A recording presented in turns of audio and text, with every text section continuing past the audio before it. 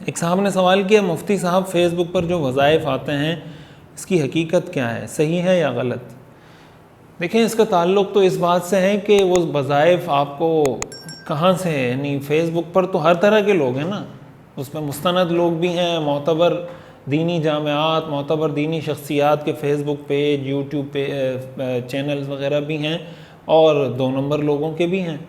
تو وہ تو ڈیپینڈ کرتا ہے کہ آپ کے پاس وہ چیز کہاں سے آئی۔ عموماً اس طرح کی چیزیں ہمارے معاشرے میں بہت زیادہ جلدی وائرل بھی ہو جاتی ہیں، شیئر بھی ہو جاتی ہیں، جس میں کوئی آسان سا وظیفہ ہو اور کوئی بہت بڑا کام اس میں ہو رہا ہو کہ یہ وظیفہ آپ 100 دفعہ پڑھیں تو آپ کی ساری مشکلات حل ہو جائیں گی۔ تو اس طرح کی چیزیں لوگ شیئر کر رہے ہوتے ہیں، تو یہ دیکھ لینا چاہیے کہ کسی مستند ذریعے سے آپ کو ملا ہے، کسی مستند پیج سے، کسی مستند عالم دین یا دینی ادارے کے پیج سے ملا ہے، اس پہ کوئی حوالہ، کوئی اس طرح کی تفصیل ہے تو اس کو تو اختیار کرنا چاہیے۔ لیکن ایسی ہی چلتی ہوئی چیزیں جس کا کوئی حوالہ نہ ہو تو اس کا طریقہ پھر یہ کہ آپ کسی سے پوچھ لیں، کسی مستند عالم دین سے پوچھ لیں، کسی دارالفتہ میں جا کے پوچھ لیں کہ بھئی ہمیں یہ وظیفہ بتایا گیا ہے یا ہم نے فیس بک پر دیکھا ہے، اس پر ہم عمل کر سکتے ہیں یا نہیں کر سکتے ہیں۔ محمد سعد گجرانوالہ سے پوچھتے ہیں، بغیر دوپٹے کے عورتوں کے لیے ذکر کرنا کیسا ہے؟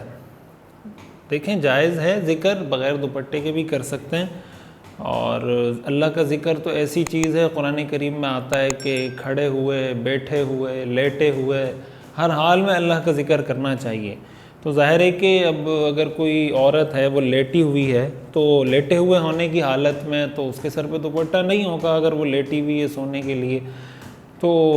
دوپٹے کے ساتھ بھی ذکر کر سکتے ہیں، بغیر دوپٹے کے بھی ذکر کر سکتے ہیں۔ ہاں اگر وہ بیٹھ کر ہی ذکر کر رہی ہیں اور